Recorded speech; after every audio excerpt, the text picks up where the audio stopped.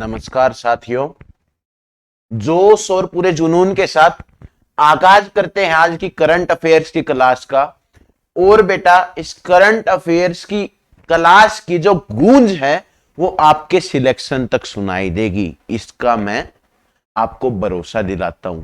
इसमें वही क्वेश्चन आपको करवाए जाएंगे जो सीधा आपके एग्जाम में रिफ्लेक्ट करेंगे।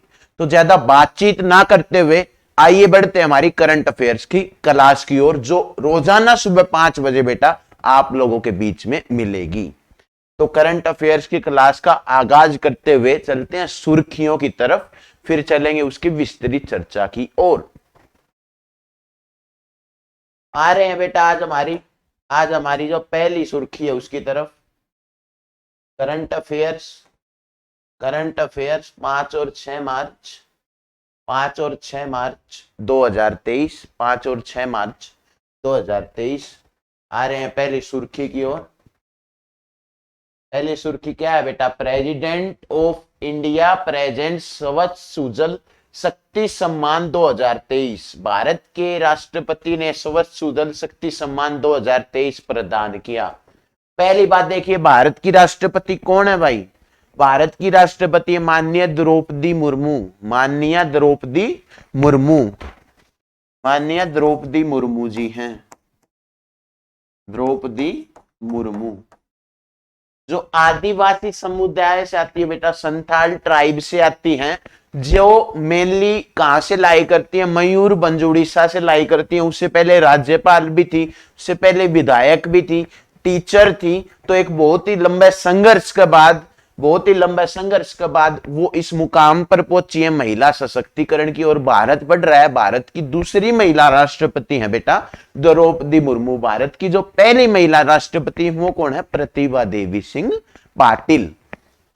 तो आ रही आपकी बात समझ में? अब आ गया स्वच्छ सुजल शक्ति सम्मान। स्वच्छ सुजल शक्ति सम्मान, इसके बारे में विस्तृत चर्चा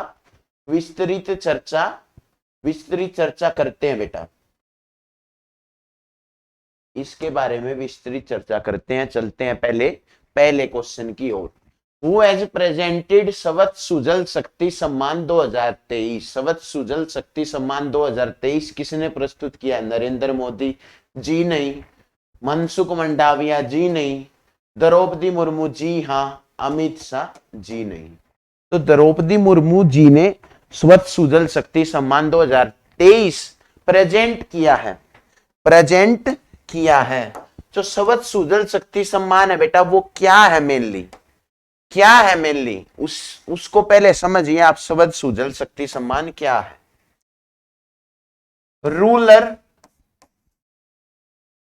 rural water and sanitation sector है जो बेटा, rural water and sanitation sector है। रूरल वाटर एंड जो सैनिटेशन सेक्टर है उससे स्वच्छ सुजल शक्ति सम्मान बेटा संबंधित है। सैनिटेशन जो सेक्टर है उससे कौन सा सम्मान संबंधित है? स्वच्छ सुजल शक्ति सम्मान संबंधित है।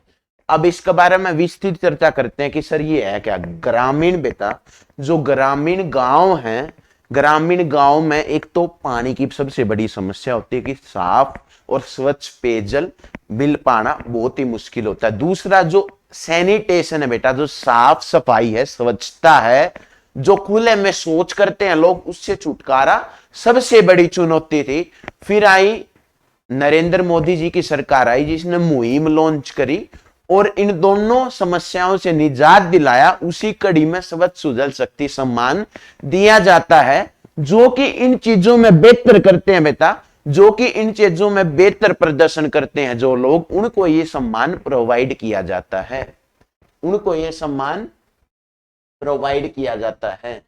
तो 2023 वाला मेनली किस लिए मिल रहा? आपको बताया था बेटा मैंने, इंटरनेशनल वुमेन डे हो रहा है बेटा ऑर्गेनाइज। इंटरनेशनल वुमेन डे हो रहा है ऑर्गेनाइज, यानी अंतरराष्ट्रीय महिला दिवस। अंतरराष्ट्रीय महिला दिवस ऑर्गेनाइज होगा बेटा कितनी तारीख को ऑर्गेनाइज होगा? 8 तारीख को ऑर्गेनाइज होगा भाई। कितनी तारीख को ऑर्गेनाइज होगा बेटा? 8 मार्च को ऑर्गेनाइज होगा, जिस दिन रंगों का त्योहार होली भी है। आप और हम रंग में डूबे होंगे, लेकिन जो हमारी नारी हैं, जिन नारियों ने हमारे समाज को इतना सब कुछ दिया है, जिनकी बदौलत आज हम पैरों पर खड़े हैं, उनको मत भूले। उनके जो योगदान है इस समाज को उत्कृष्ट बनाने में, उनके योगदान को मत भूले। उनको सैल्यूट करता हूं मैं, नारी शक्ति को, मातृ शक्ति को, जिसकी बदौलत आज हम इस मुकाम पर पहुंचे। हमारा भारत है जो अग्रसर हो रहा है दिन प्रतिदिन, उसमें एक महिलाओं का बहुत ही महत्वपूर्ण और निर्णायक योगदान है बेटा। तो उनके योगदान को भी याद रखें। एक चुटकी गुलाल उनके लिए भी लगाएं, अपने माताओं को, बहनों को लगाएं। उनके जो योगदान है, उनको जो उनका योगदान है उसको ना भूलते हुए उनको नमन करें और अंतर्राष्ट्रीय महिला दिवस बनाएं। अंतर्राष्ट्रीय महिला दिवस बेटा इसी कड़ी में अब की बारी जो सबज सुजल शक्ति सम्मान है वो महिलाओं को प्रेजेंट किया गया है, महिलाओं को दिया गया है। स्टेट इसमें एप्लीकेशन भेजती है बेटा, स्टेट एप्लीकेशन भेजती है, तो स्टेट को डायरेक्शन दी गई कि आप महिलाओं की एप्लीकेशन भेजो इस ईयर। समझ में आ रही है इतनी बात? अब चलते हैं भाई, अब आ रहे हैं आपके पास नाम। क्या नाम आया? स्वच्छ भारत मिशन ग्रामीण। स्वच्छ भारत मिशन ग्रामीण, स्वच्छ भारत मिशन ग्रामीण है बेटा, वो एक मिशन है जो लॉन्च किया गया था प्रधानमंत्री जी द्वारा 2 अक्टूबर 2014 को लॉन्च किया गया था। 2 अक्टूबर 2014 को लॉन्च किया गया था। इसका उद्देश्य क्या है बेटा? ओडीएफ यानी ओपन डिफेक्शन फ्री, यानी बेटा जो खुले में शौच करते थे लोग, खुले में शौच मुक्त बनाना इसका मेन उद्देश्य था। खुले में शौच मुक्त बनाना इसका मेन उद्देश्य था। 2 अक्टूबर 2019 तक भारत के जो सभी गांव थे बेटा, सभी गांव क्या हो गए थे? ओडीएफ फ्री हो गए थे। ओडीएफ फ्री हो गए थे यानी खुले में शौच मुक्त हो गए थे भारत के सभी गांव 2019 तक, 2 अक्टूबर 2019 तक, यानी 5 ही वर्षों में। अब बात इधर देखिए बेटा एक जी, फिर लॉन्च किया गया एसबीएम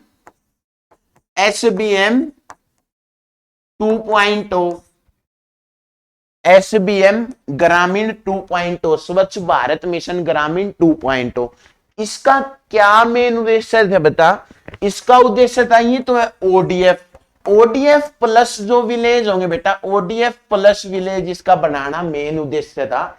ओडीएफ प्लस विलेज से आप क्या समझते हैं कि जो ओडीएफ तो हो गए बेटा, खुले में शौच मुक्त तो हो गए जो गांव थे, लेकिन उनकी निगरानी करना और जो उनमें सफाई है, स्वच्छता है, उसका क्या स्तर है, उसकी निगरानी करना, उसकी कंटिन्यूअसली एवोल्यूशन करना और फिर उनको ओडीएफ प्लस का दर्जा देना, ओडीएफ प्लस का दर्जा देना, ये स्टार्ट किया गया।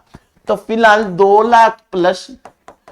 लाख प्लस विलेज हैं जो इंडिया में, 2 लाख प्लस जो विलेज है इंडिया में बेटा, वो इसके अंतर्गत आ गए हैं। 2 लाख प्लस विलेज हैं जो वो इसके अंतर्गत आ गए हैं बेटा। किसके अंतर्गत आ गए हैं? इसके अंतर्गत आ गए हैं। चलते हैं अगली हेडलाइन पर, चलते हैं अगली चीज पर। अगला क्या है बेटा? जल जीवन मिशन। जल जीवन मिशन कहेंगे सर, जल जीवन मिशन क्या है? 15 अगस्त 2019 को 15 अगस्त 2019 को जिस दिन हमारा स्वतंत्रता दिवस भी होता है बेटा, याद रखिए भारत में 3 राष्ट्रीय पर्व मनाए जाते हैं जो नेशनल फेस्टिवल बोलते हैं। 2 अक्टूबर जिस दिन महात्मा गांधी जी की जयंती होती है, 15 अगस्त जिस दिन हमारे देश को आजादी मिली थी, जिस दिन हमारे माननीय प्रधानमंत्री जी लाल किले पर जाकर झंडा फहराते हैं, और 26 जनवरी को जिस दिन हमारे देश का गणतंत्र लागू हुआ था, रिपब्लिक डे भी जिसे बोलते हैं, गणतंत्र दिवस भी बोलते हैं, जब कॉन्स्टिट्यूशन लागू हुआ था हमारे देश का, उसको बोलते हैं रिपब्लिक डे। तो 15 अगस्त 2019 को प्रधानमंत्री जी ने इसकी शुरुआत की। इसका क्या मेन उद्देश्य था बेटा? इसका क्या मेन उद्देश्य था? 3.2 करोड़ 15 अगस्त 2019 तक 3.23 करोड़ लोगों के पास ही पेयजल पहुंच पाता था बेटा। साफ पेयजल, देश में साफ पेयजल केवल 3.23 करोड़ लोगों के पास भी पहुंच पाता था नल से, यानी टैप से, टैप कनेक्शन से। कितने लोगों के पास पूछ सकता था? केवल 3.23 करोड़ लोगों के पास। लेकिन जल जीवन मिशन के तहत हर घर जल, हर घर जल, हर घर जल एक स्कीम लॉन्च की गई। और बेटा अब तक 11 करोड़ प्लस लोगों के पास, 11 करोड़ प्लस लोगों के पास क्या है? टैप कनेक्शन है बेटा, टैप कनेक्शन है। यानी 8 करोड़ बढ़ गया। कितने सालों में? 4 ही सालों, मात्र 4 सालों में 8 करोड़ बढ़ गया। बहुत ही तेजी से काम चल रहा है, इसका मतलब बहुत ही तेजी से काम चलने लग रहा है बेटा। जो फर्स्ट स्टेट कौन सी बन गई? फर्स्ट स्टेट बन गई जो बेटा हर घर जल कनेक्शन देने वाली, हर घर टैप कलेक्शन देने वाली, कौन सी स्टेट बन गई बेटा? फर्स्ट गोवा बन गई। कौन सी बन गई बेटा? गोवा बन गई पहली स्टेट जिसने हर घर टैप कनेक्शन दे दिया है, नलके का हर घर पे कनेक्शन दे दिया। युद्ध स्तर पर पूरे देश में भी इस पर काम चल रहा है बेटा। जल्दी सभी लोगों को हर घर जल उपलब्ध हो जाएगा और हमारे माननीय प्रधानमंत्री जी का सपना साकार हो जाएगा, बापू जी का सपना साकार हो जाएगा। तीसरा है बेटा जल शक्ति अभियान। जल शक्ति अभियान कैच द रेन। जल शक्ति अभियान कैच द रेन। इसका क्या काम है मेनली बेटा? इसका काम है रेन वाटर हार्वेस्टिंग।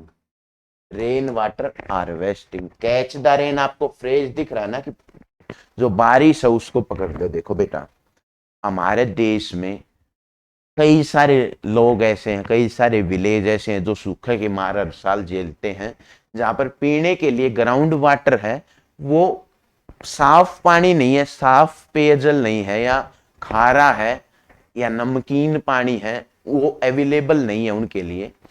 तो पानी के भी सूखा झेल रहे हैं, महाराष्ट्र के कई गांव झेल रहे हैं, राजस्थान में झेल रहे हैं। तो उनके लिए जो जीवनदायिनी चीज है बेटा वो है रेन वाटर हार्वेस्टिंग। यानी जो वर्षा का जो जल है वो उसका संचय करते हैं और फिर उसको यूज के लिए आगे भी यूज कर सकते हैं। और ग्राउंड वाटर का बेटा उससे लेवल बढ़ाते हैं, ग्राउंड वाटर का उससे लेवल हम बढ़ाते हैं। यदि हम रेन वाटर हार्वेस्टिंग करने लगे हर घर में, तो ग्राउंड वाटर का लेवल ऑटोमेटिकली राइज होगा। लेकिन उसका अभाव होने के कारण क्या देखते हैं बेटा हम? अभाव होने के कारण जो बारिश आती है, एक तरफ पानी इकट्ठा होता है बेटा, वो पानी नदी नालियों बह के एक जगह पे चला जाता है। फिर वो इलाके क्या है? फिर वो इलाके बाढ़ की मार झेलते हैं बेटा। तो मर तो दोनों रहे हैं, सूखे प्रभावित इलाके वाले लोग भी मर रहे हैं, बाढ़ वाले भी लोग मर रहे हैं। तो इसका क्या उपाय है? रेन वाटर हार्वेस्टिंग जो उपाय है इसका, जिसके लिए बेटा 5 लाख प्लस स्ट्रक्चर बना चुके हैं लोग। इस अभियान के तहत 5 लाख प्लस स्ट्रक्चर अभी हमारे देश में बन चुके हैं, यानी लोग बनाने लग रहे हैं 5 लाख प्लस स्ट्रक्चर।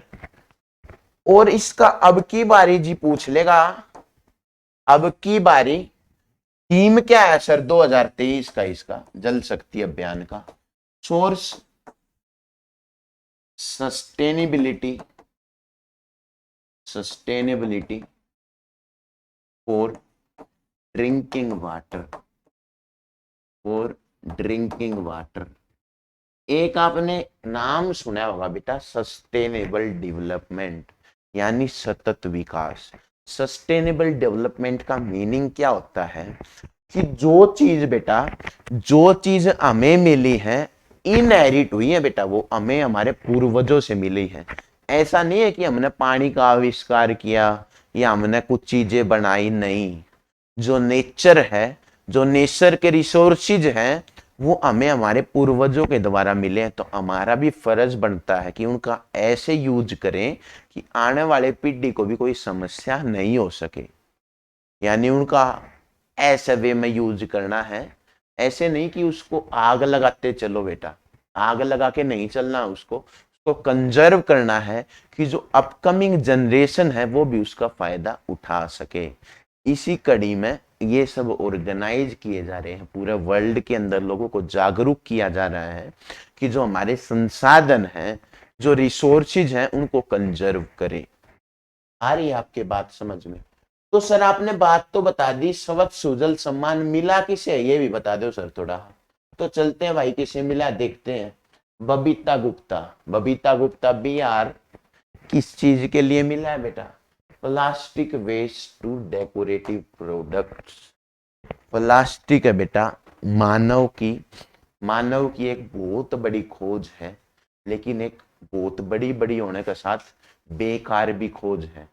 बेकार भी खोज है जो कि काफी सारे जो संसाधन हैं उनको बर्बाद करती है। जो नेचर के काफी सारे व्यू हैं, समुद्र में प्लास्टिक डालते हैं हम, समुद्र में फिश उसको ले लेती है, चोक हो जाती है, डेथ कर जाती है फिश, या और भी सारी चीजें, उसको जलाया जाता है। तो जो इन्वायरमेंटल पोल्यूशन होता है, जो एयर पोल्यूशन होता है, वो भूमि में डालते हैं ना, वो गलता पड़ा रहता है, लैंड डिग्रेडेशन होता है। तो वो बहुत ही खतरनाक चीज है। तो उसको जो रिसाइकल कर रहे हैं लोग, उसको जो रिसाइकलिंग, उसका एक ही वे है रिसाइकल, हम उसको कितना से कितना कर सकते हैं। जैसे आपने अभी रिसेंटली सुना होगा, थोड़े दिन पहले आपने सुना होगा कि जो one use single use plastic है ना बेटा, सिंगल यूज प्लास्टिक वो बैन किया जा रहा है। सिंगल यूज प्लास्टिक इसीलिए बैन किया जा रहा है क्योंकि उसको रिसाइकल नहीं किया जा सकता। तो हम ऐसी बीमारी को मोल नहीं लेना चाहते हैं कि जो यूज भी नहीं हो सकता दोबारा और हमारे इन्वायरमेंट को भी कंटिन्यूअसली पोल्यूट करे।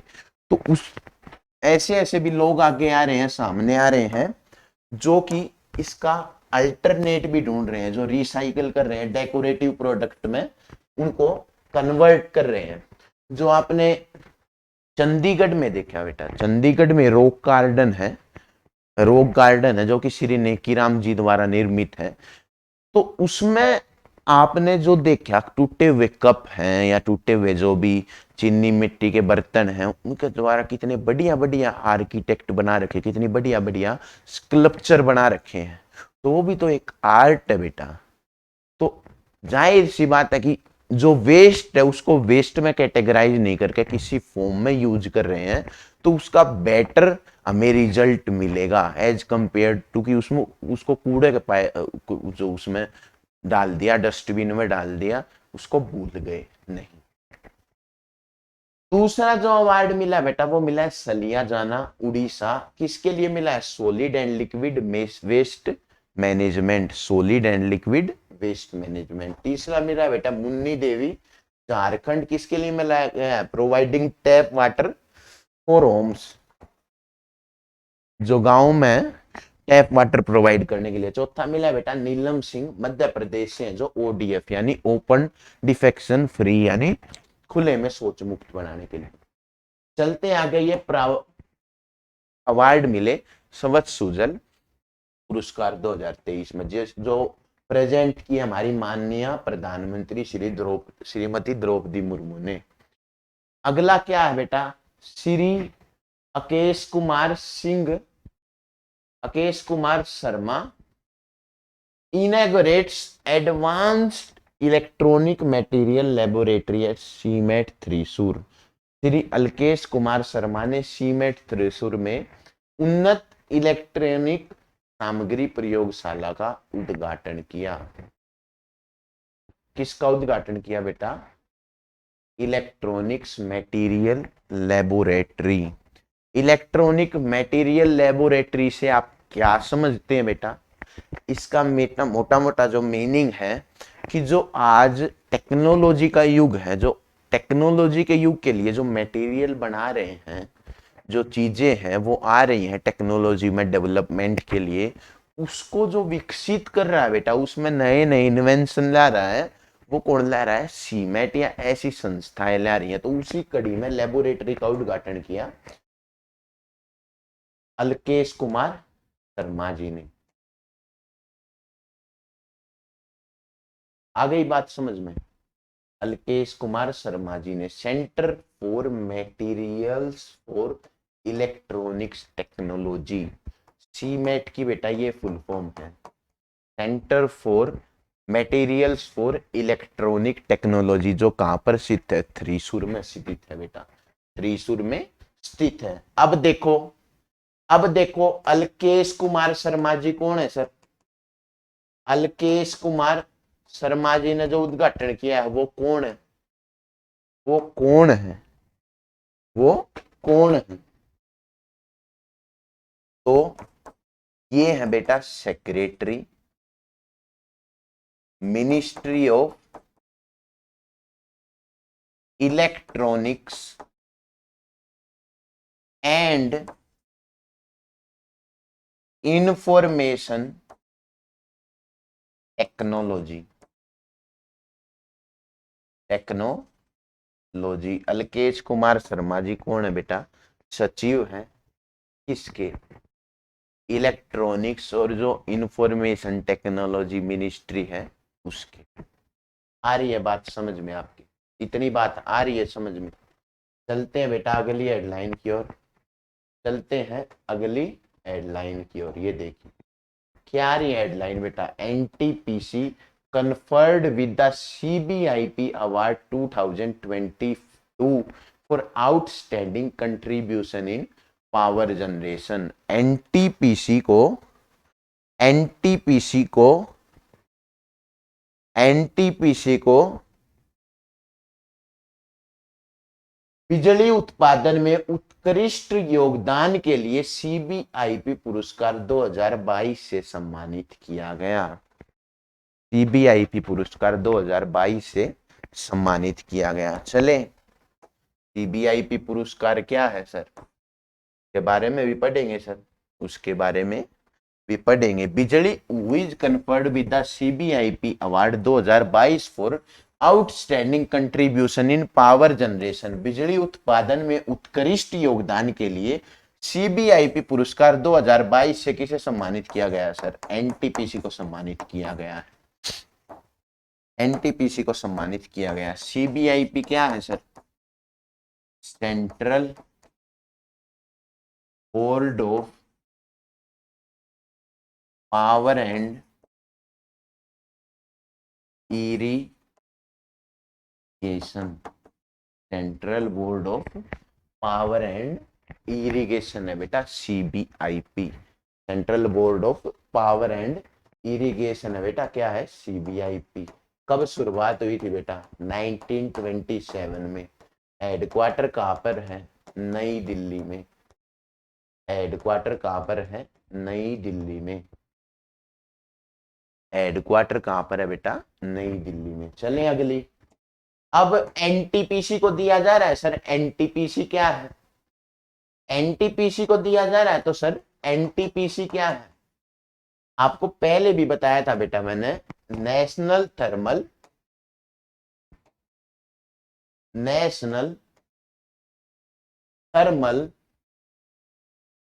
Power corporation. National thermal power corporation है बेटा एनटीपीसी। एनटीपीसी की स्थापना कब हुई सर? 1975 में स्थापना हुई। 1975 में स्थापना हुई। हेडक्वार्टर कहां पर है सर? हेडक्वार्टर नई दिल्ली में। नई दिल्ली में। एनटीपीसी के मैनेजिंग डायरेक्टर कौन है सर? मैनेजिंग डायरेक्टर है गुरमीत सिंह। गुरमीत सिंह। इतनी बात आ रही है समझ में। अब एनटीपीसी है क्या मेनली सर, आपको आसान भाषा में समझा देते हैं ये चीज। एनटीपीसी बेटा वो ऑर्गेनाइजेशन है, वो ऑर्गेनाइजेशन है जो कि हमारी जो इलेक्ट्रिसिटी प्रोडक्शन है, यानी जो एनर्जी की नीड है कंट्री की, वो पूरा करती है। 30% जो हमारी कंट्री की नीड है कौन पूरा करती है बेटा, एनटीपीसी पूरा करती है। वो विभिन्न विभिन्न वे से ही पूरा करती है, चाहे वो कोल से, चाहे वो वाटर से, हाइड्रो इलेक्ट्रिसिटी, या विंड से, या सोलर से पूरा करती है। ये एक पीएसयू है बेटा, पब्लिक सेक्टर इंटरप्राइजेज है, पब्लिक सेक्टर अंडरटेकिंग। समझ में आ रही है आपके बात, पब्लिक सेक्टर अंडरटेकिंग है। अभी फिलहाल आप हमने इसके बारे में एक न्यूज सुनी थी एनटीपीसी के बारे में कि एनटीपीसी एनटीपीसी ने क्या कमीशन किया है बेटा, एनटीपीसी ने क्या कमीशन किया है, India's first air cooler condenser कहां पर स्थापित किया बेटा, जो नॉर्थ कर्णपुरा प्लांट है, नॉर्थ कर्णपुरा प्लांट है एनटीपीसी का, कहां पर है, झारखंड में, वहां पर स्थापित किया। कंडेंसर कंडेंसर कंडेंसर इसका मीनिंग क्या है, इसका मीनिंग मोटा मोटा ये है बेटा, जब जैसे आप देखिए, जैसे आप देखिए कैसे बनाई जाती है बिजली बेटा। जैसे ये वाटर है, ये वाटर है, यहाँ पर इसको बॉयल किया जाता है बेटा, इसको बॉयल करके जो भाप बनती है बेटा, वो भाप यहाँ से एक चैम्बर में ले जाती है, यहाँ पे एक टरबाइन लगी होती है। क्या लगी होती है, टरबाइन। टरबाइन कनेक्ट होती है बेटा, टरबाइन कनेक्ट होती है जनरेटर से, जो कि बिजली पावर पैदा करता है और खंभों की फॉर्म में आगे सप्लाई करता है। लेकिन ये जो भाप है बेटा कंडेंस होकर फिर भी तो वापिस आते हैं, इन भापों को फिर ले आ जाता है एक चैम्बर में, जो कि इसको कंडेंस करता है और फिर इसको वापिस भेजता है। यानी 3R के प्रिंसिपल पे ये काम करती है, रीयूज, रिसाइकल और reuse, recycle and rename. 3R का प्रिंसिपल पे ये काम करती है। समझ में आ रही है बात। तो ये वाटर है वो खराब भी नहीं गया बेटा, इसको फिर यूसेज में ला दिया कंडेंसर ने। पहले मेनली ये जर्मनी और जापान इंस्टॉल करते थे, लेकिन अब भारत भी उसी कड़ी में भारत भी आगे बढ़ रहा है। चैनल को, सेशन को जल्दी जल्दी अपने दोस्तों के साथ शेयर कर दो बेटा, शेयर कर दो, वीडियो पे ज्यादा से ज्यादा लाइक कर दो। हम आपके साथ जुड़े रहेंगे, कल भी जो मैराथन क्लास ली है अमित सर ने, आपने देखा होगा, बेहतरीन कंसेप्ट आपको करवाए गए हैं, जिसका तोड़ पूरे भारत में कहीं पर नहीं है बेटा, कहीं पर उसका विकल्प नहीं है पूरे भारत में। ऐसी फैकल्टी एक से एक बढ़कर हमारे पास है, जो कि केवल आपकी सेवा के लिए तत्पर है, जो आपकी सेवा के लिए प्रयास कर रही है, आपकी सेवा के लिए 24/7 लगी हुई है, जो कंटेंट अपडेट करती है उसको आपको प्रोवाइड करती है। हमारी जो इंस्टीट्यूट है बेटा वो 2003 से रनिंग है, जिसने कई हजारों सिलेक्शन आज तक दिए। हमारे जो देश सेवा है उसमें लगे हुए हैं।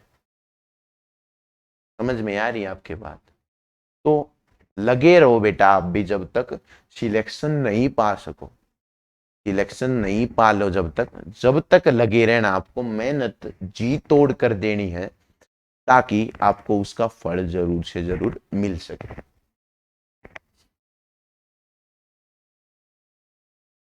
तो चलें अगली हेडलाइन की ओर बेटा, Indian railways to launch Bharat Gaurav train to north east on 21 March 2023। भारतीय रेलवे 21 मार्च 2023 को पूर्वोत्तर के लिए भारत गौरव ट्रेन शुरू करेगा, भारत गौरव ट्रेन शुरू करेगा। Bharat Gaurav train on north east circuit will be launched by Indian railways on. Bharat railway द्वारा उत्तर पूर्व सर्किट पर भारत गौरव ट्रेन कब शुरू की जाएगी? 21 मार्च को। 21 मार्च को शुरू की जाएगी। अब सर्किट आपको समझाया था, tourist circuit, tourist circuit, tourist circuit sir दो या तीन ऐसी जगह होती हैं, दो या तीन ऐसी जगह होती है जिनका थीम एक होता है, थीम एक होता है, यानी जिनका एक एक ही उद्देश्य रहता है या एक ही जो कल्चर को रिप्रेजेंट करती है। जैसे बुद्धिस्ट है, जो बुद्धिस्ट की जर्नी पे एक सर्किट चलाया इंडियन रेलवेज ने। वो पहले गई नेपाल में जहां पर उनकी जन्मभूमि थी, फिर वो आई बिहार में जहां पर उन्होंने ज्ञान अटेंड किया, यानी जो बुद्धि ट्री थी उसके बारे में, फिर उनकी डेथ तक। तो तीन जगह गई ना बेटा, उस उनका लाइफ को इम्पेक्ट कर रही है। तो वो मेनली दो और तीन जगह ऐसी होती हैं, दो और तीन जगह ऐसी होती हैं जो अलग अलग डिस्ट्रिक्ट्स में बेटा, डिफरेंट डिस्ट्रिक्ट्स में है, तभी तो ट्रेन चला सकते हैं, नहीं तो बस से भी जा सकते हैं, तभी तो, नहीं तो बस से भी जा सकते हैं, डिफरेंट डिस्ट्रिक्ट्स में है बेटा। और ऐसा भी नहीं है कि एक तो भारत के इस छोर पर है, एक भारत के इस छोर पर है, एक स्विट्जरलैंड में, नहीं, वो क्लोज भी है थोड़ी बहुत, मतलब आसपास भी है, ताकि फिजिबल है उन सबको कवर करना, फिजिबल है उनको कवर करना। आ रही है बात समझ में आपके? तो उसी कड़ी में भारत गौरव ट्रेन चलाई गई बेटा। भारत गौरव ट्रेन का मेनली क्या मीनिंग है, जो इंडिया का रिच कल्चरल हेरिटेज है, इंडिया का रिच कल्चरल हेरिटेज है, कल्चरल हेरिटेज है, यानी जो सांस्कृतिक धरोहर है बेटा, जो भारत की प्रभुत्व सांस्कृतिक धरोहर है, उसको प्रदर्शित करती है Bharat Gaurav train.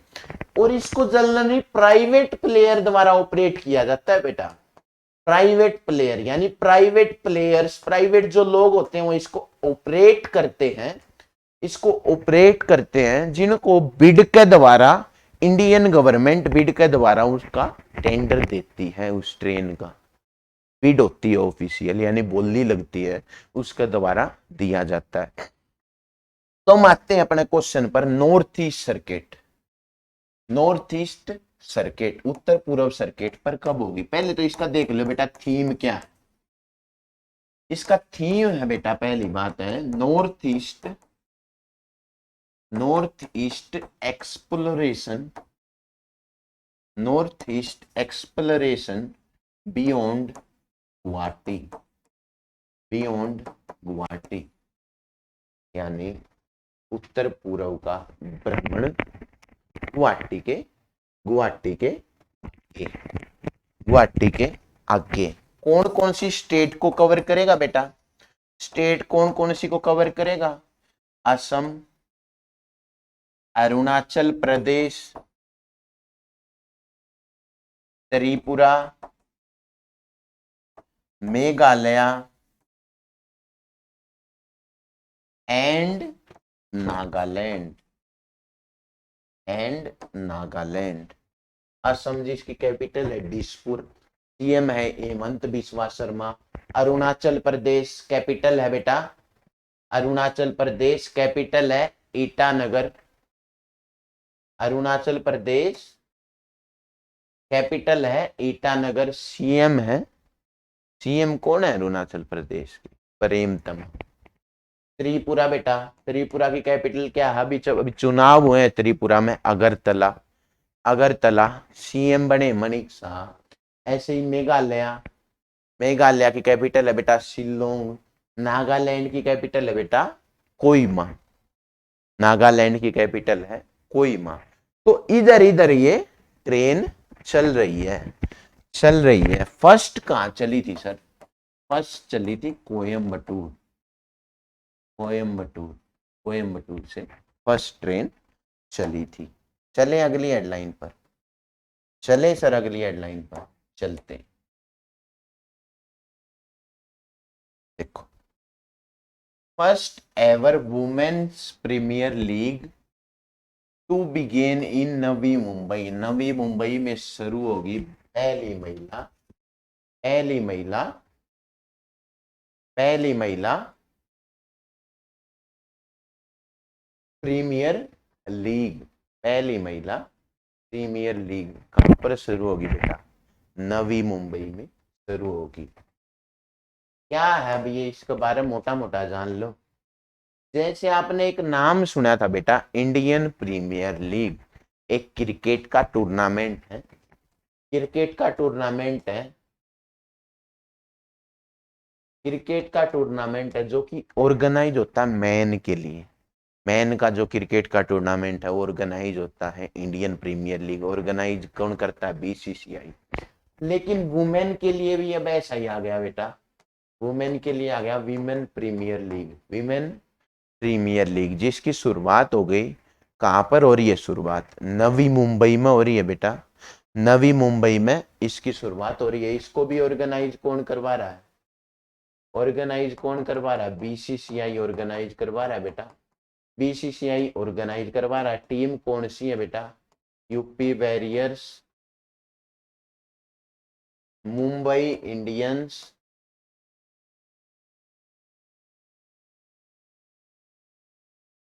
Gujarat Titans, Gujarat Titans,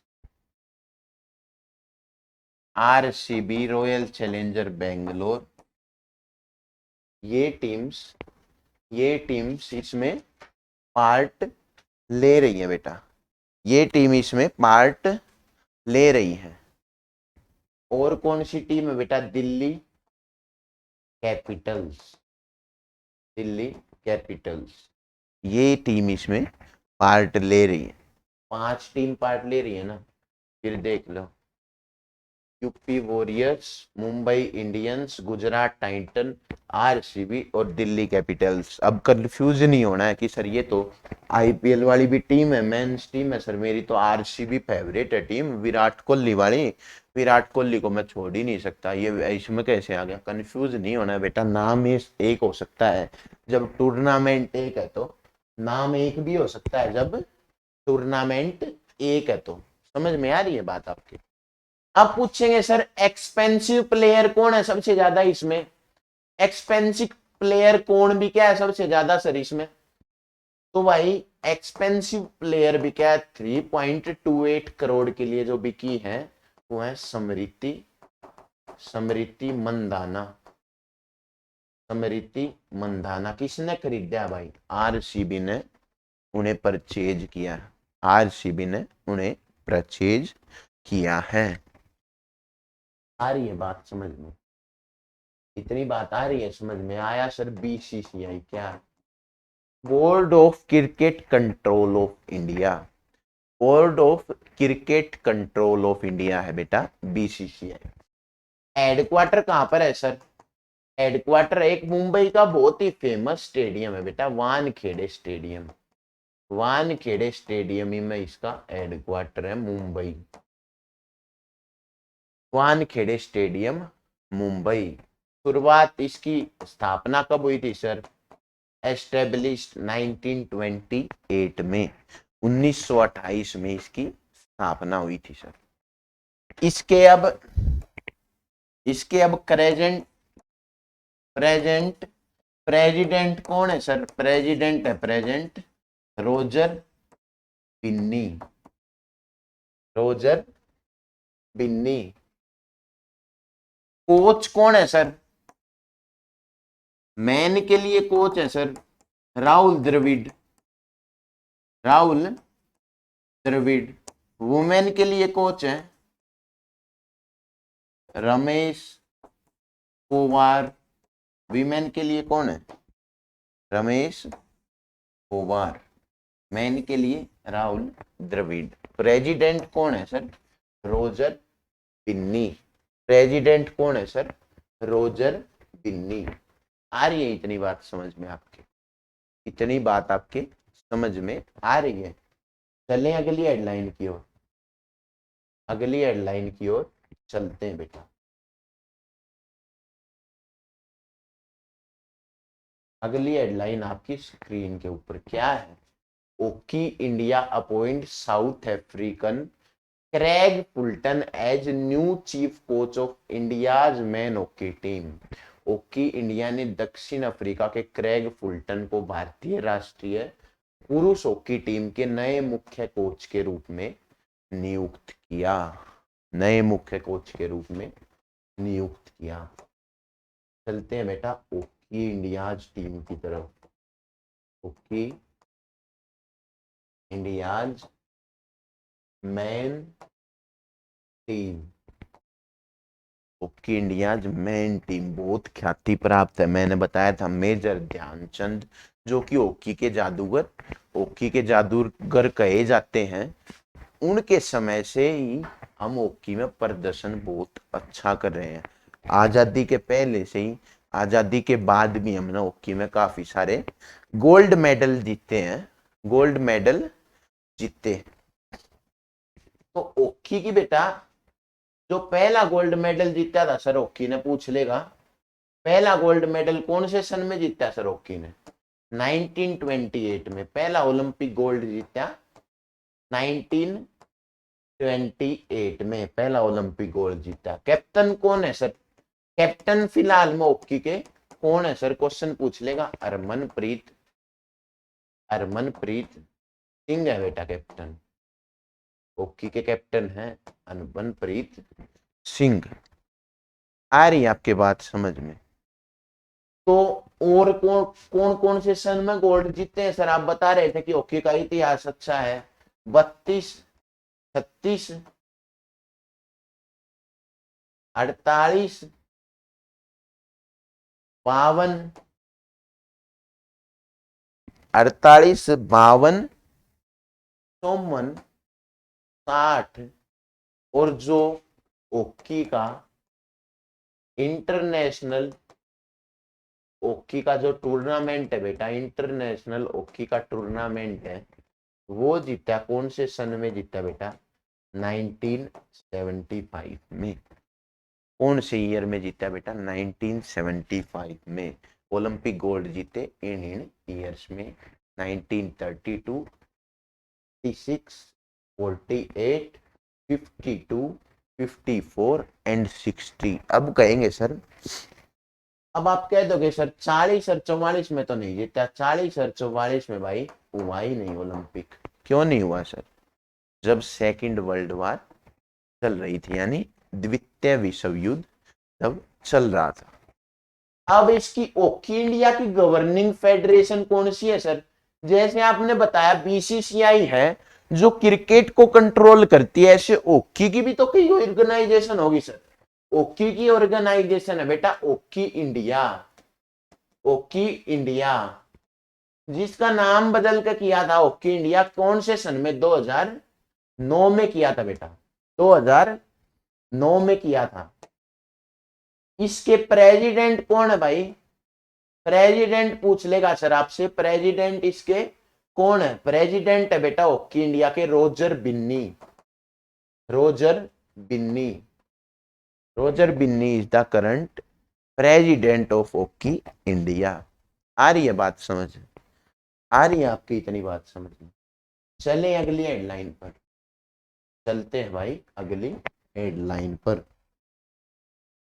चलते हैं अगली हेडलाइन पर। क्या हेडलाइन है बेटा आपके सामने?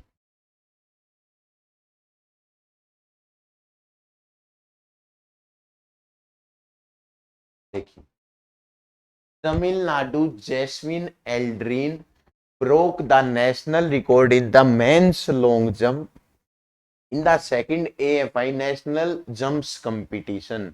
तमिलनाडु के जैस्विन अल्ड्रीन ने दूसरी AFI राष्ट्रीय कूद प्रतियोगिता में पुरुषों की लंबी कूद में राष्ट्रीय रिकॉर्ड तोड़ा। बात करते हैं बेटा, आगे चलते हैं, बात करते हैं बेटा। पहले जो रिकॉर्ड था ना 8 पॉइंट,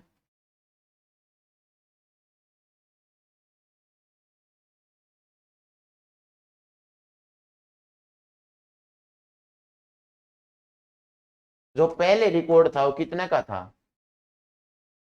पहले रिकॉर्ड था 8.36 मीटर का, इनने तोड़ दिया, कितने का बनाया, 8.42 मीटर का रिकॉर्ड बनाया, रिकॉर्ड तोड़ दिया। जो हाई जंप का रिकॉर्ड था, हाई जंप का रिकॉर्ड था, वो तोड़ दिया।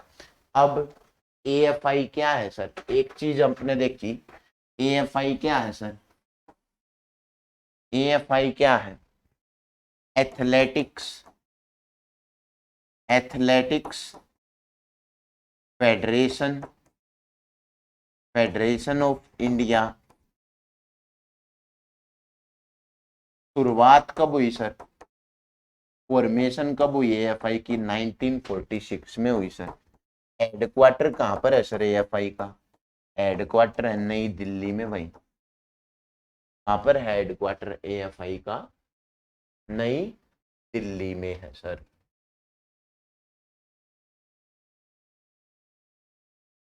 प्रेसिडेंट कौन है सर, प्रेसिडेंट है एडीरे, एडीरे कुवारी वाला, प्रेसिडेंट है एडीरी कुवारी वाला, एडीरी कुवारी वाला। सेक्रेटरी कौन है सर, सेक्रेटरी है रविंदर, रविंदर चौधरी, सेक्रेटरी हैं सर रविंदर चौधरी। आ रही है आपके बात समझ में, इतनी बात आपके आगे ही समझ में। रिकॉर्ड तोड़ा है किसका, national men's long jump. Long jump होती है बेटा, एक तो लॉन्ग जंप होती है यानी लंबी कूद, एक होती है हाई जंप यानी ऊंची कूद। हाई जंप यानी एक रस्सा नहीं तान के खड़े हो जाते हैं ऐसे, उस रस्से पर से आपको कूदना है। लॉन्ग जंप होती है सर जो कितना लंबा कूद रहा है, तो वो तोड़ा है, जैसा कि आपको इसमें दिख भी रहा है, इसमें आपको दिख नहीं रहा है, देखो ये कूद रहा है, कैसे कूद रहा है। तो बहुत ही मेहनत और परिश्रम लगता है इसमें। सपोर्ट्स का जो डिसिप्लिन है उसको मेंटेन करना हर किसी के बस की बात नहीं होती है बेटा। सपोर्ट्स एक व्यक्ति को आबाद भी कर सकता है और बर्बाद भी कर सकता है। स्पोर्ट्स आपको जो पावर देता है, जो सेटिस्फेक्शन देता है, उस पावर को बैलेंस करना हर एक व्यक्ति की बस की बात नहीं है। उस पावर को संभाल कर उसको कंज्यूम करना, मेहनत करते रहना हर कोई नहीं कर सकता।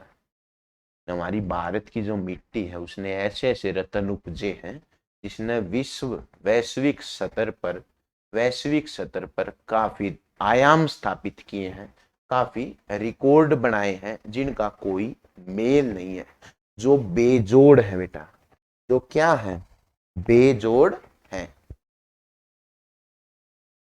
चले आगे अगली हेडलाइन कर और रुक करें, देखिए क्या है।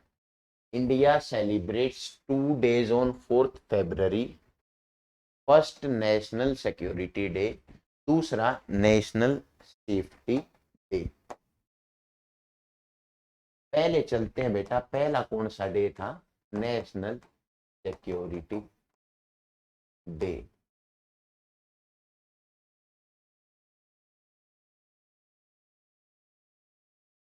नेशनल सिक्योरिटी डे, जो हमारी सिक्योरिटी फोर्सेस है बेटा, सिक्योरिटी फोर्सेस है यानी जो सुरक्षा की जो फोर्सेस है, सुरक्षा करती है, जैसे मिलिट्री है या पैरा मिलिट्री फोर्सेस है या पुलिस है, उसका हमारी सुरक्षा करने में एक बहुत महत्वपूर्ण योगदान है बेटा। आज मैं यहाँ पढ़ा पा रहा हूँ, आप इस वीडियो को देख पा रहे हैं, हम अपने घरों में सुरक्षित है तो वो केवल सरहदों के रखवालों की वजह से सुरक्षित है। जो सरहदों की रखवाली कर रहा है, या जो समाज में जो क्रिमिनल इनबैलेंस होता है उसको यदि पुलिस कंट्रोल किए हुई है तभी हम अपने घरों में सुरक्षित बैठे, हमें अपनी जान माल की आने की चिंता नहीं है, क्योंकि हमारे लिए प्रहरी खड़े हैं, चाहे वो सरहद के प्रहरी खड़े हों, चाहे वो समाज के प्रहरी खड़े हों, चाहे वो हर मोर्चे पर अगर सर जो हमारे सैनिक हैं उनका सम्मान में बनाया जाता है नेशनल सिक्योरिटी डे। तो इसका थीम क्या है बेटा अब की बारी, थीम है इसका nurture, nurture young minds, young minds and develop develop safety culture.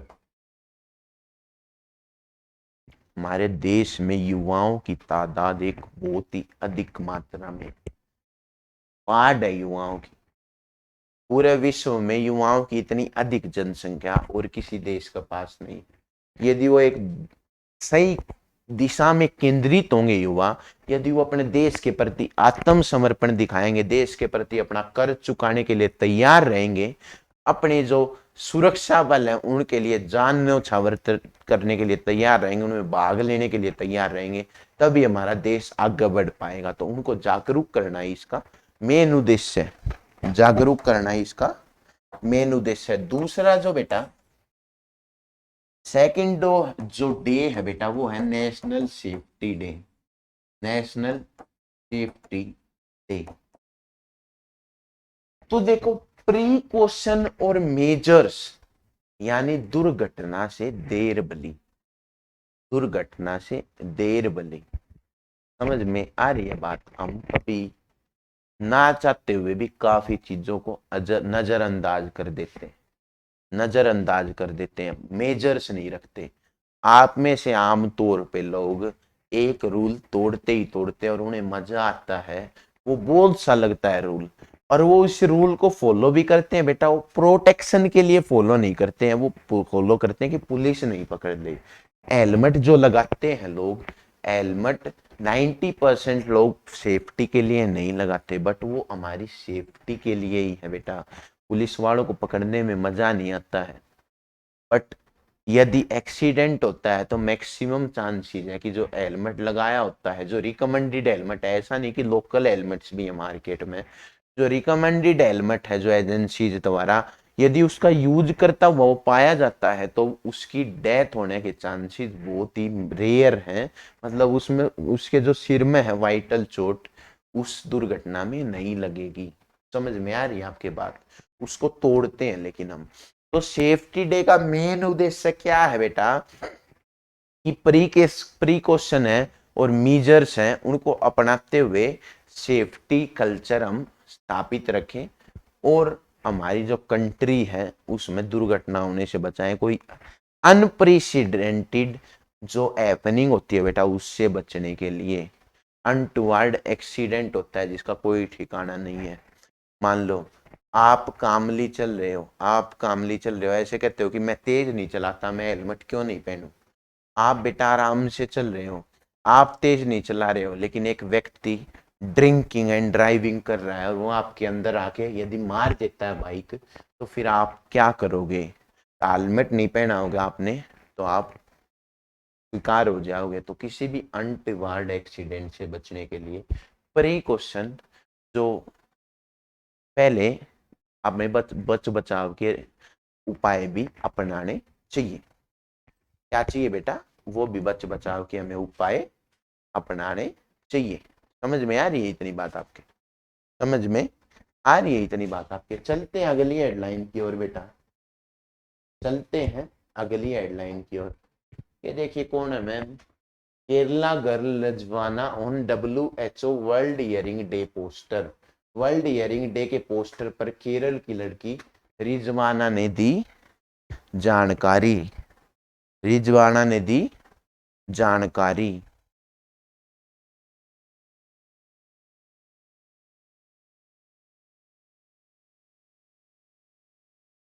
चले भाई आगे।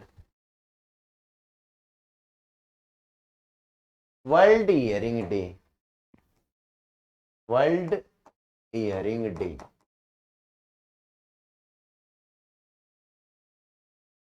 वर्ल्ड हियरिंग डे किस डे को ऑर्गेनाइज किया जाता है बेटा? 3 मार्च को ऑर्गेनाइज किया जाता है। अब की बार इसका थीम क्या था? ईयर एंड हियरिंग,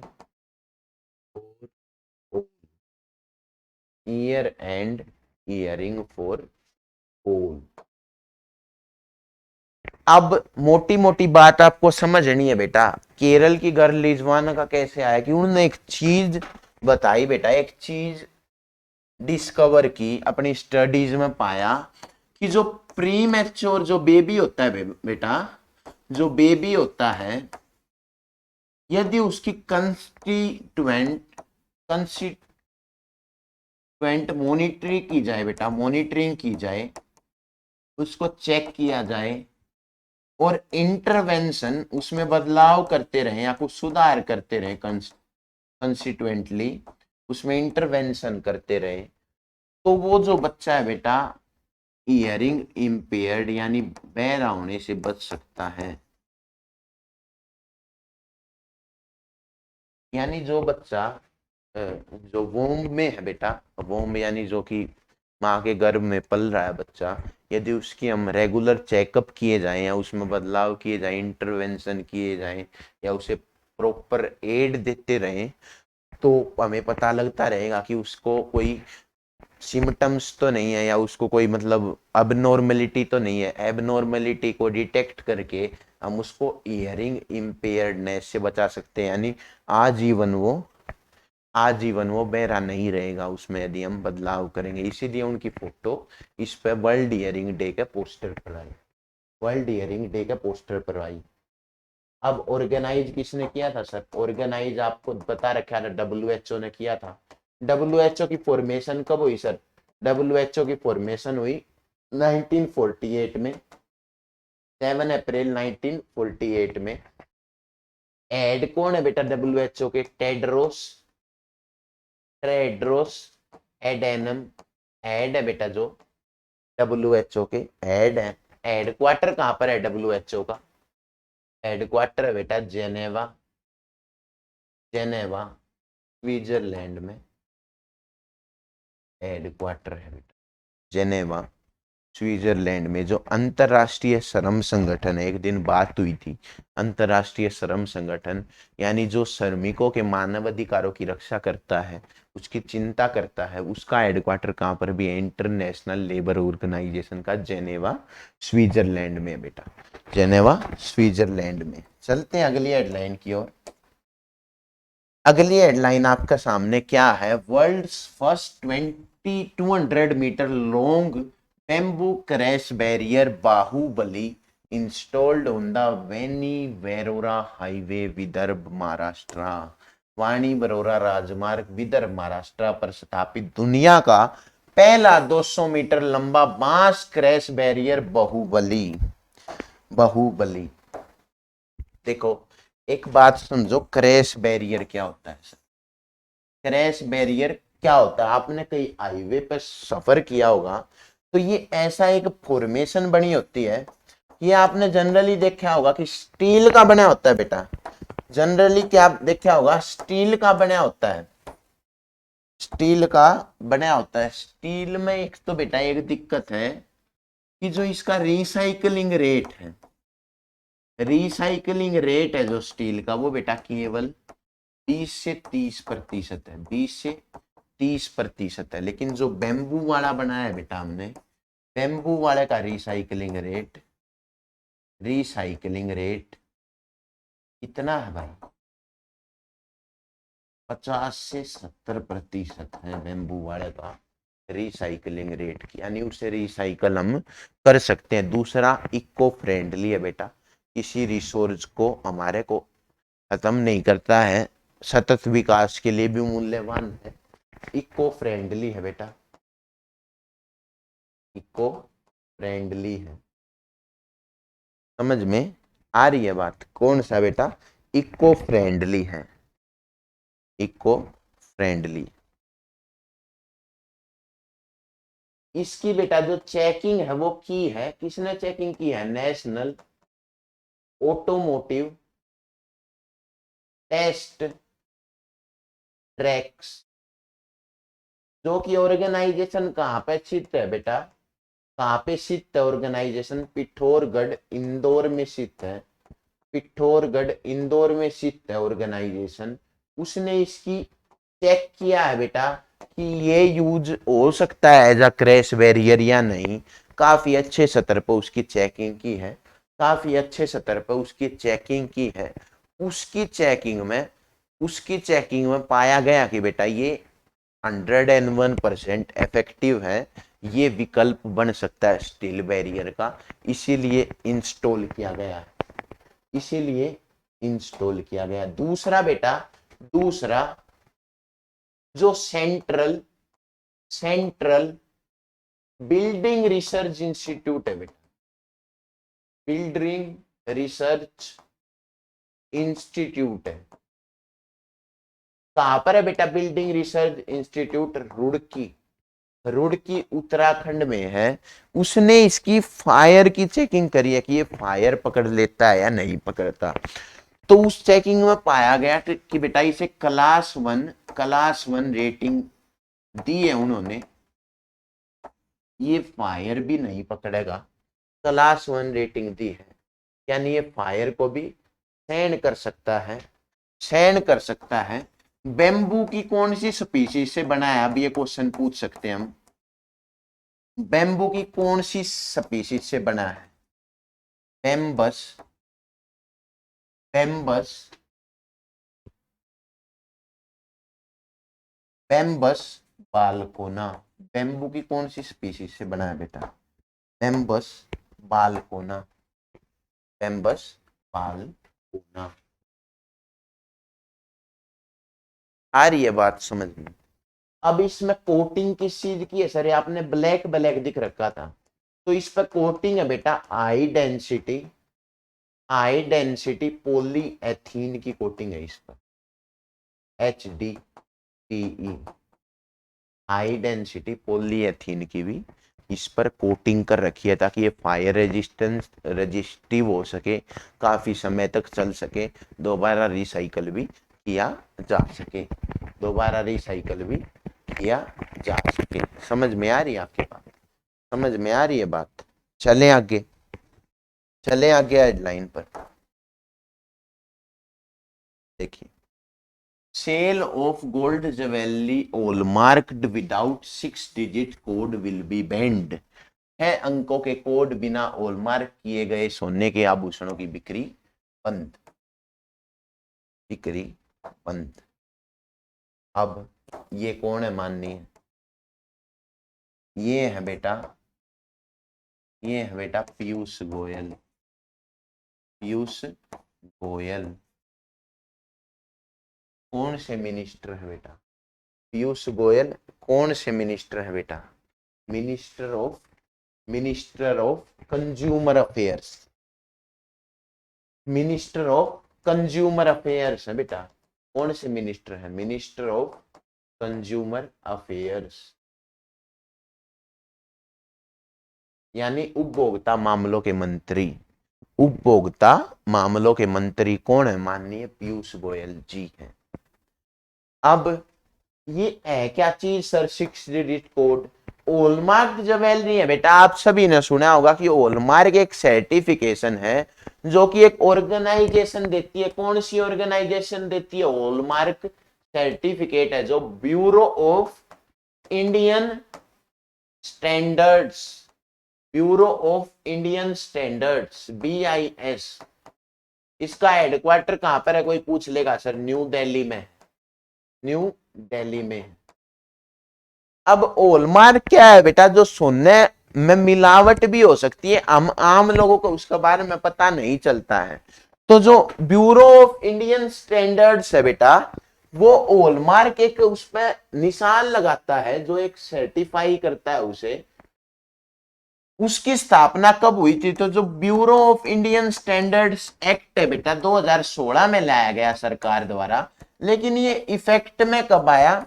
इफेक्ट में कब आया? नहीं, ये लागू कब किया गया? 2017 में इसकी स्थापना हुई थी, जो कि सर्टिफाई करता है कि ये रियल ज्वेलरी है, रियल गोल्ड है, इसकी प्योरिटी को सर्टिफाई करता है, गोल्ड सिल्वर की प्योरिटी को सर्टिफाई करता है। अब इसमें भी बेटा, इसमें भी धांधली होने लगी थी, धांधली होने लगी थी, यानी इसमें भी लोग तेज बन गए थे। तो 6 अंकों का एक हॉलमार्क यूनिक आइडेंटिफिकेशन नंबर, यानी HUNI HUIN लेकर आया 6 अंकों का नंबर, 6 डिजिट नंबर, जो कि देख सकेगा बेटा, देख सकेगा, उसको हम ट्रैक भी कर सकते हैं, चेक भी कर सकते हैं वेबसाइट पर कि फाइनली ऑथोराइज है या नहीं है, या ये भी फेक है। समझ में आ रही है बात? तो हॉलमार्क होगा एक ये नंबर होगा, उसके अलावा जो हॉलमार्क की ज्वेलरी है बेटा वो बैन हो जाएगी, वो आप बेच नहीं सकते हो। यदि बेचते मिलते हो तो आप पर कार्रवाई होगी भारतीय दंड संहिता के अनुरूप, भारतीय दंड संहिता के अनुरूप। कौन लेकर आए रूलिंग बेटा? रूलिंग लेकर आए मिनिस्टर ऑफ कंज्यूमर अफेयर्स, उपभोक्ता मामलों के मंत्री पीयूष गोयल जी। चलते हैं अगली हेडलाइन की ओर। अगली हेडलाइन हमारे आगे क्या आ रही है बेटा? Karnataka beats Meghalaya 3-2 to clinch Santosh trophy after 54 years. Clinch Santosh trophy after 54 years. Karnataka ने मेघालय के 3-2 से हराकर 54 साल बाद संतोष ट्रॉफी जीती। संतोष ट्रॉफी जीती। संतोष ट्रॉफी पा जाओ बेटा। संतोष ट्रॉफी किस गेम से रिलेटेड है? किस गेम से रिलेटेड है? फुटबॉल से रिलेटेड है सर, फुटबॉल से रिलेटेड है, फुटबॉल से रिलेटेड है। संतोष ट्रॉफी किस गेम से रिलेटेड है सर? फुटबॉल से रिलेटेड है। अब इसका फाइनल मैच किस किस के बीच में हुआ था? कर्नाटका और मेघालय के बीच में। कहां पर हुआ था sir? King Fahd international stadium कहां पर है बेटा? रियाद, सऊदी अरेबिया में इसका फाइनल मैच हुआ था। तीसरे नंबर पे पंजाब वर्सेस सर्विसेज के लिए तीसरे नंबर पे मैच हुआ, जिसमें पंजाब हार गई, सर्विसेज जीत गई। तीसरी पोजीशन पर आ गई सर्विसेज। फाइनल था कर्नाटका और मेघालय के बीच में, कर्नाटका जीत गई, 54 साल में जीती है वो। अब संतोष ट्रॉफी की शुरुआत कब हुई थी सर? 1941 में संतोष ट्रॉफी की शुरुआत हुई थी। सबसे सक्सेसफुल टीम कौन सी है सर? वेस्ट बंगाल की टीम है भाई, सबसे सक्सेसफुल, 32 बारी जीत चुकी है, 32 बारी जीत चुकी है। संतोष ट्रॉफी की 41 में शुरुआत हुई थी। मोस्ट सक्सेसफुल है वेस्ट बंगाल की टीम है सर, मोस्ट सक्सेसफुल है वेस्ट बंगाल की टीम है सर। तो इसको ऑर्गेनाइज कौन करवाता है सर? इसको ऑर्गेनाइज करवाता है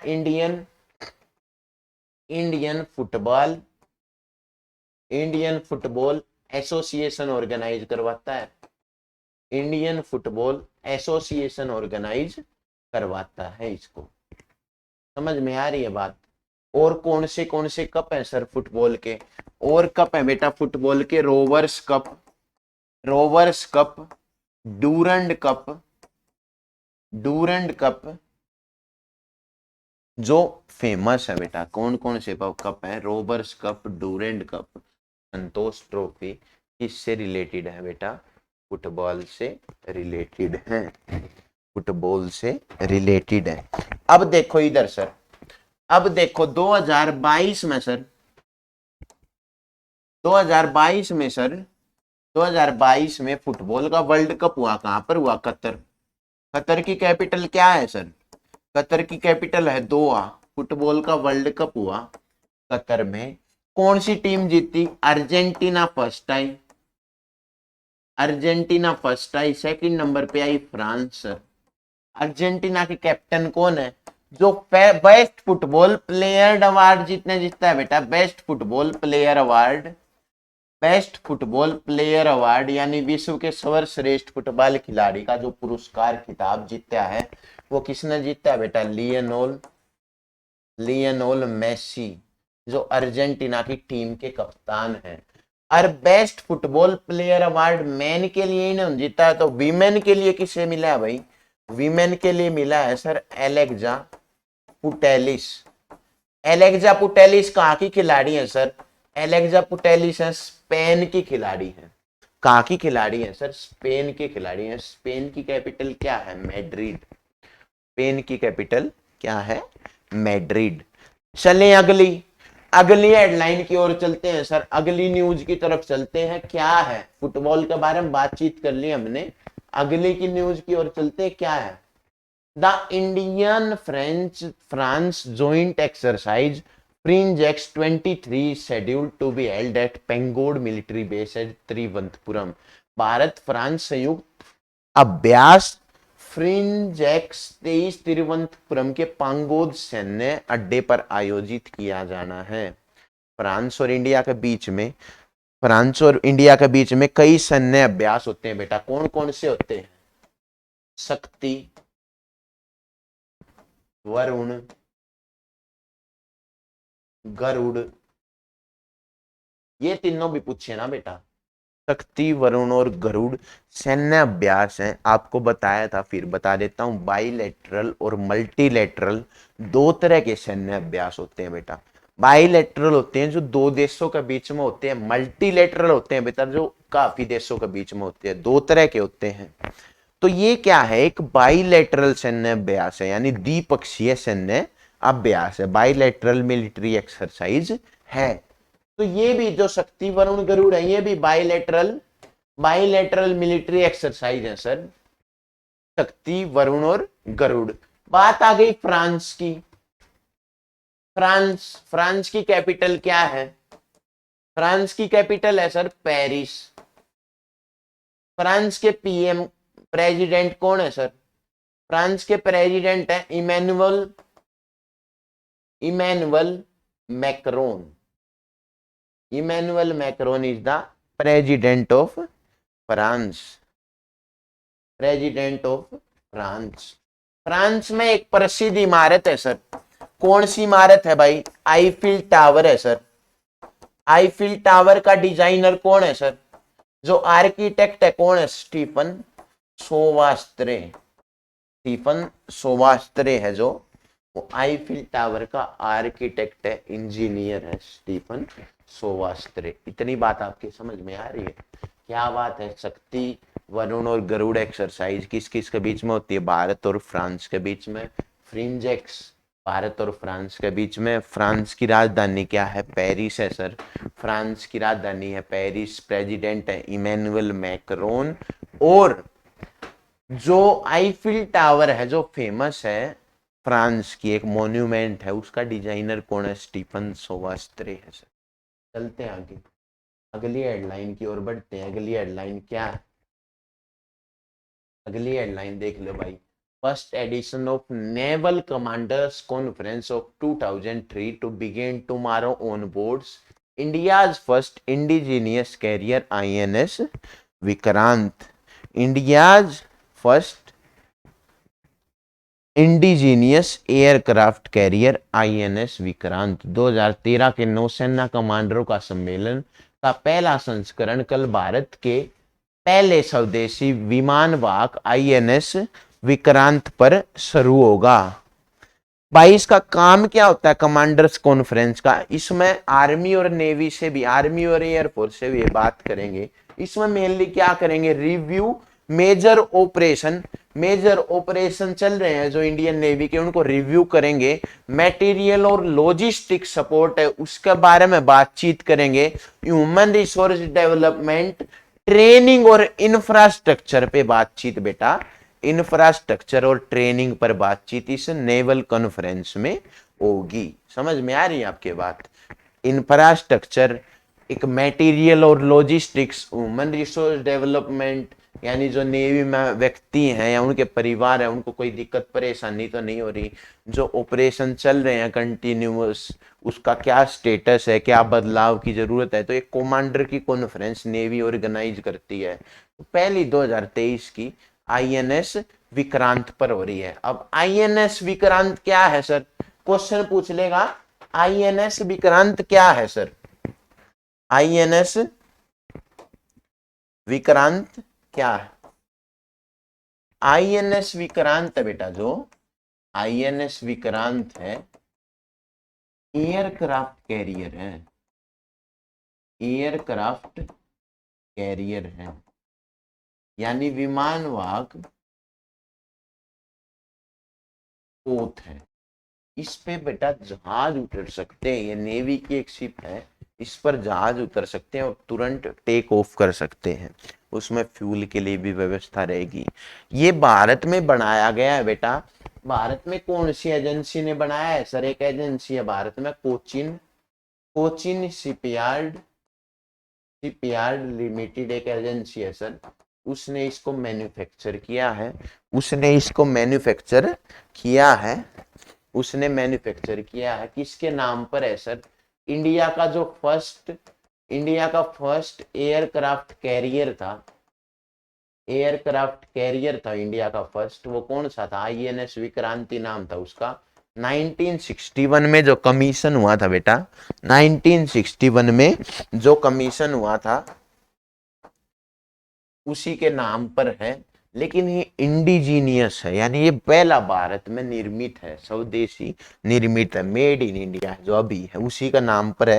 हिस्टोरिकल लेगेसी लेकर चल रहा है, हिस्टोरिकल लेगेसी लेकर चल रहा है। आ रही है बात समझ में आपके? इतनी चले चले नेवी की थोड़ी रैंक की बात कर लेते हैं सर। नेवी में कौन कौन सी रैंक है?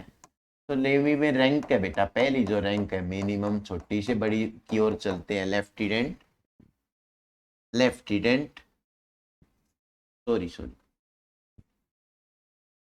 सब लेफ्टिनेंट, लेफ्टिनेंट, बोलो जल्दी जल्दी यार, एक आध तुम भी कमेंट में बता दो, तुम भी बता दो।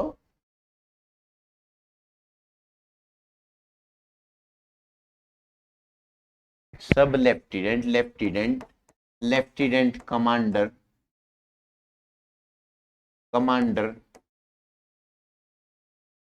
Captain, rear admiral, vice admiral, admiral, admiral of the fleet, admiral of the fleet.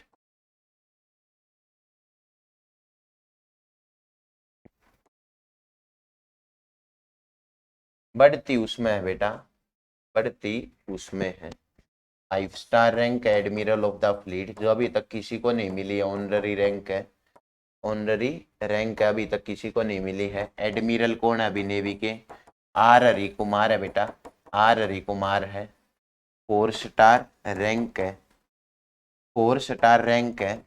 अब एक बात पूछ ले सर, सीडीएस है जो चीफ हो गया नेवी का, वो एडमिरल हो गया बेटा, जो चीफ है नेवी का एडमिरल है। ऐसे ही जनरल है, जनरल है मिलिट्री में। वायुसेना में क्या है? Air chief marshal, air chief marshal है वायुसेना में। इंडियन एयरफोर्स में जो मनोज पांडे जी हैं, मनोज पांडे जी हैं मिलिट्री में जनरल। तो ये 4 स्टार रैंक है सर। लेकिन जो सीडीएस है sir, chief of defence staff है, चीफ ऑफ डिफेंस स्टाफ क्या, चीफ ऑफ डिफेंस स्टाफ क्या सर 5 स्टार रैंक है? नहीं बेटा, ये भी 4 स्टार रैंक है, 4 स्टार रैंक है। दूसरे सीडीएस है बेटा, वो कौन है हमारे भारत के? अनिल चौहान जी, अनिल चौहान जी हैं भारत के दूसरे सीडीएस। पहले कौन थे? मनोज, पहले कौन थे? श्री बिपिन रावत जी, जिनकी एक हादसे में दुखद मृत्यु हो गई थी। पहले थे बिपिन रावत जी, दूसरे हैं अनिल चौहान जी। चलिए अगली खबर की तरफ, अगली न्यूज की तरफ चलते हैं बेटा। INS Trikand is participating in the international maritime exercise Cutlass express.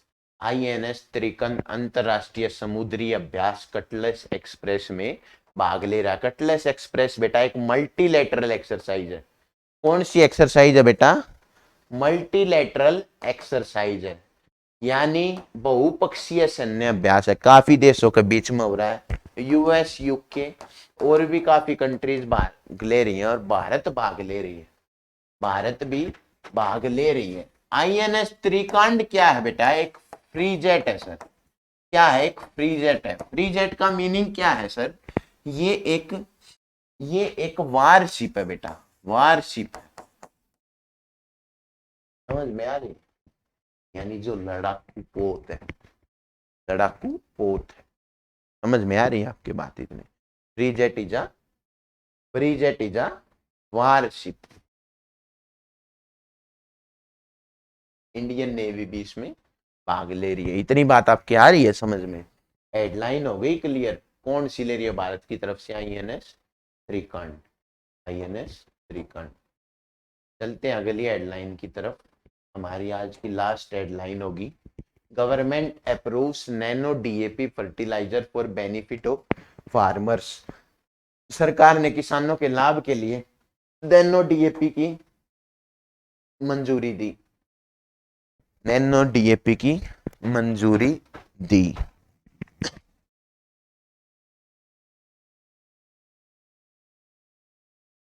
एक तो बेटा पहले सरकार लेके आई थी नैनो यूरिया। यूरिया का जो एक बैग होता था बेटा, इतना भारी होता था यूरिया का एक बैग, जिसकी 245 कीमत थी सब्सिडी के बाद। एक तो उसमें सरकार को नुकसान हो रहा था बेटा, सरकार को नुकसान हो रहा था, एक किसान को भी था। किसान उसको यूज करने में, उसको हैंडल करने में परेशान हो जाता था, स्टोर नहीं कर पाता था, उसकी किल्लत होती थी। और सब्सिडी रेट पे सरकार दे रही थी, सरकार को महंगा पड़ रहा था, सरकार किसानों को सब्सिडी रेट पे दे रही थी। तो इस कट्टे को कन्वर्ट कर दिया बेटा एक बोतल में, एक बोतल में इस कट्टे को कन्वर्ट कर दिया। नाम क्या दे दिया बेटा? नाम दे दिया ये नैनो यूरिया। ताकत उतनी बेटा, प्राइस 240, प्राइस 240। ना तो सरकार के घाटा हुआ, किसान को भी, किसान को भी वही फायदा मिला। गुजरात और यूपी में इसकी मैन्युफैक्चरिंग प्लांट भी स्थापित कर दिए। यानी अब इंडिया में मैन्युफैक्चर होगा। यूरिया मेनली बाहर से आता था बेटा, यूरिया मेनली बाहर से आता था। यूरिया को सर अब क्या कहेंगे? कार्बामाइड बेटा, कार्बामाइड, CONH2 टू, CONH2 इसका जो सूत्र है बेटा, जो केमिकल फार्मूला इसका क्या है? CONH2। यूरिया का, जो कि बेटा एक कीटनाशक है, जो पैदावार बढ़ाने के लिए खाद है, जो यूज करते हैं किसान। फर्टिलाइजर का दूध है, हरित युग है, हरित क्रांति आई, तो हरित क्रांति में फर्टिलाइजर का एक्सक्लूसिव यूज होने लगा इंडिया में, एक्सटेंसिव, एक बड़े पैमाने पर होने लगा। इसी कड़ी में बेटा, इसी कड़ी में लेके आई सरकार नैनो डीएपी। अब डीएपी क्या है sir? Di ammonium phosphate, di ammonium phosphate. बेटा आपने आमतौर पर सुना होगा, जो किसान बैकग्राउंड से बिलोंग करते हैं, जो मेरे जैसे साधारण ग्रामीण परिवेश से आते हैं, तो बेटा उन्हें यूरिया और जो डीएपी का नाम से काफी वाकिफ है। डीएपी बोई जाती है बेटा, क्यों बोते हैं? तो उसके साथ डीएपी भी बोई जाती है, उसके साथ, उसके बिना दाना उग नहीं पाता आज के समय में। इतनी प्रकृति की मार हम झेल रहे हैं। तो इसका धीरे धीरे हम स्विच करना चाहते हैं कि हम ऑर्गेनिक फर्टिलाइजर्स की ओर आए, लेकिन वो चीजें धीरे धीरे होंगी बेटा। यदि एक बारी हमने झटका दे दिया, तो हमारे देश का जो प्रोडक्शन है वो बहुत ही कम हो जाएगा, और देश में भी एक बारी आकार मच जाएगा। किसानों को आराम आराम से हमें समझाना पड़ेगा कि फिर नेचुरल खेती की ओर आना है, उसके फायदे क्या हैं, उसके बेनिफिट क्या हैं। जो छोटे किसान हैं उनकी पीड़ा को भी समझना पड़ेगा। यदि वो उस स्तर का प्रोडक्शन नहीं कर पाएंगे, तो अपना जीवन यापन नहीं कर पाएंगे। तो किसान के दर्द को देखते हुए, उसकी पीड़ा को पहचानते हुए सरकार काम कर रही है इसी स्तर पर। जो नैनो डीएपी का कट्टा बेटा 1450 रुपए का मिलता है, वो एक बोतल में कन्वर्ट करके अब किसानों को, बोतल में कन्वर्ट करके किसानों को दिया जा रहा है। अब इसका सूत्र पूछ लेंगे सर, सूत्र क्या है सर? इसका सूत्र है NH2, NH4, NH4 2 HPO4, NH4 2HPO4 इसका क्या है सर? सूत्र है, यानी इसका फार्मूला है सर, इसको फार्मूला समझ में आ रही है। अब आपने सुनी होगी sir, one nation one fertiliser, one nation one name one fertiliser, Bharat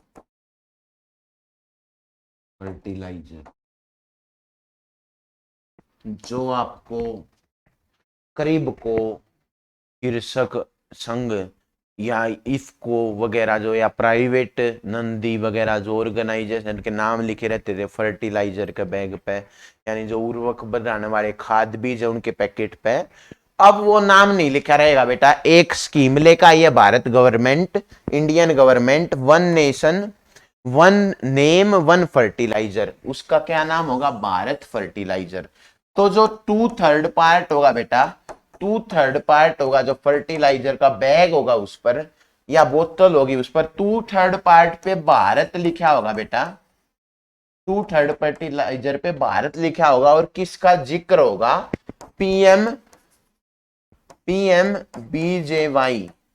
यानी प्रधानमंत्री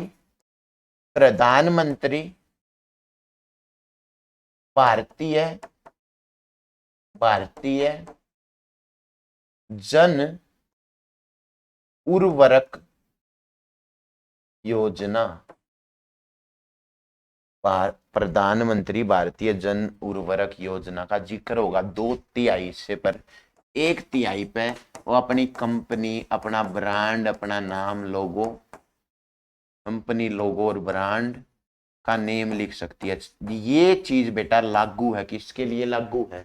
चाहे वो प्राइवेट कंपनी हो उसके लिए भी लागू है, और चाहे वो सरकारी कंपनी हो उसके लिए भी यही चीज लागू है बेटा, यही चीज उसके लिए लागू। अब सर एक आपने नाम सुना होगा सर, किस चीज का नाम सुना? इफको का नाम सुना होगा सर आपने, किसका नाम सुना है सर? इफको। इफको क्या है ये सर? इफको क्या, इफको क्या है sir? Indian farmers and fertilisers corporation, fertiliser corporation. इसके सर हेडक्वार्टर कहां पर है? इसका हेडक्वार्टर है भाई न्यू दिल्ली, न्यू दिल्ली। स्थापना कब हुई सर? स्थापना हुई सर 1967 में। चेयरमैन कौन है इफको के? फिलहाल चेयरमैन कौन है अभी? दिलीप सिंघवी, दिलीप सिंघवी।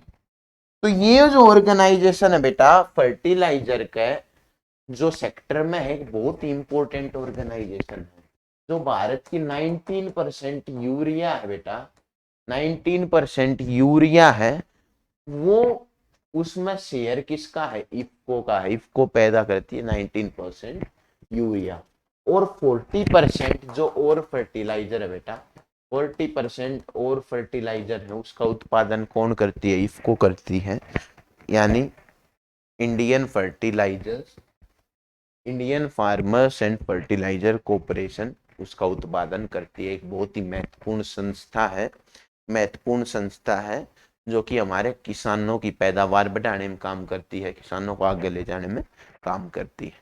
आपको इतनी बात समझ में आ रही है? करंट अफेयर्स बहुत ही बेहतरीन तरीके से हुई। आज 5 और 6 की जो मार्च है उस उनकी संगम था। ये सारी महत्वपूर्ण चीजें आपके पास पहुंच गई होंगी। कॉपी पेन लेकर बैठा करिए अपने साथ, ताकि आप एक छोटी से छोटी डिटेल को भी मिस नहीं कर सके, उसे भी नोट कर लें, और आने वाले भविष्य में हर एग्जाम को फ्लाइंग कलर से आप पास करते, आपको कोई मलाल नहीं रहे दिल में, आप जो अपना लक्ष्य है उसको भेद पाए अर्जुन की आंख की तरह, लेकिन आपका ठीक लक्ष्य भी रहना चाहिए, आपको भटकना नहीं है। तो करंट अफेयर्स पर अब रोज सुबह 5 पे होगा वार। नमस्कार, मैं अमित कुमार।